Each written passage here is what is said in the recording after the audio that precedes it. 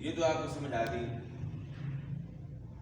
تو یہ باقی جو ہیں وہ یہ الگ ہیں ان سے، اور سارے صفات لازمہ ہیں، لیکن پہلی 10 جو ہیں یعنی 18 میں سے پہلے جو 10 ہیں یہ ایک دوسرے کی ضد ہیں، اور باقی جو ہے نا وہ ان سے الگ ہیں 8 جو ہے.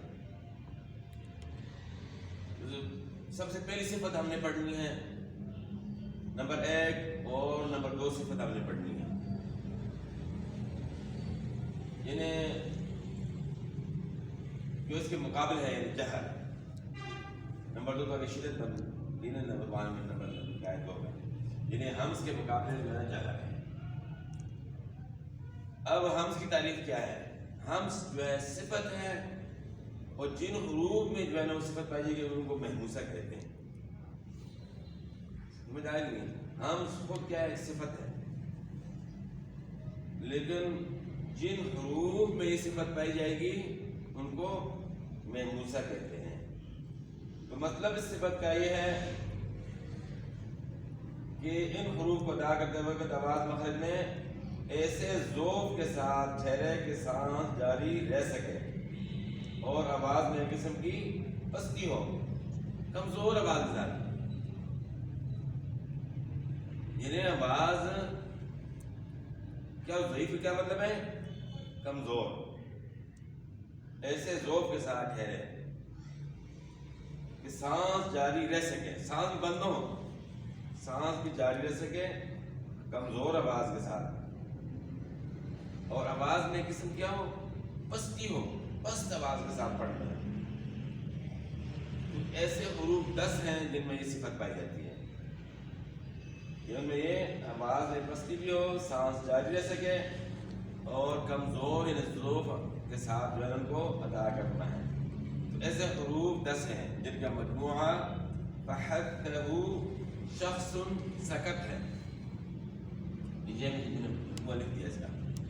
ایسے حروف 10 ہیں جن کا مجموعہ فحثہ شخص سکت ہے. یعنی فا ہو گئی، ہا ہے، ثا ہے، اس کے بعد ہا ہے، شین ہے، پھر خا ہے، پھر صاد ہے، اس طرح پھر آگے سین ہے، کاف ہے، تا ہے. تو 10 حروف جو ہے نا ایسے ہیں کہ ان میں یہ صفت پائی جاتی ہے کہ ان کو ادا کرتے وقت آواز مخرج میں ایسے ذوق کے ساتھ ٹھہرے کہ سانس جاری رہ سکے، اور آواز میں ایک قسم کی پستی ہو.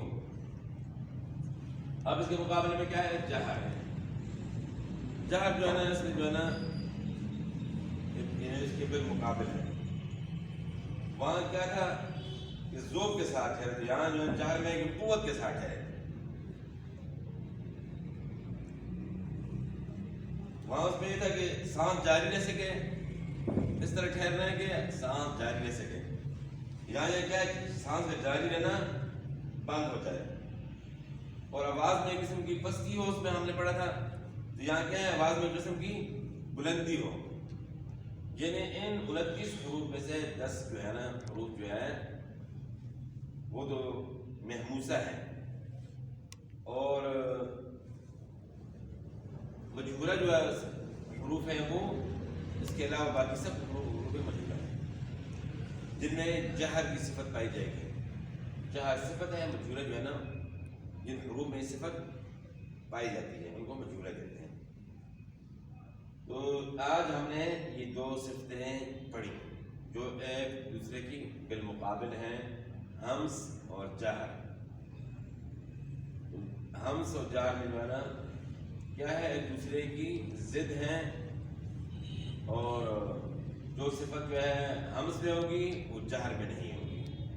تو آج ہمیں پتہ چل گیا کہ ایسے حروف 10 ہیں جن کا مجموعہ فحثہ شخص سکت ہے. تو یہ مختصر انداز سے جو ہے نا اتنا ہی کافی ہے. بس آج ہم نے جو ہے 2 صفتیں جو ہے نا یہ پڑھنی ہے، تو باقی انشاءاللہ جو ہے نا کل پڑھیں گے. ٹھیک ہے، والسلام.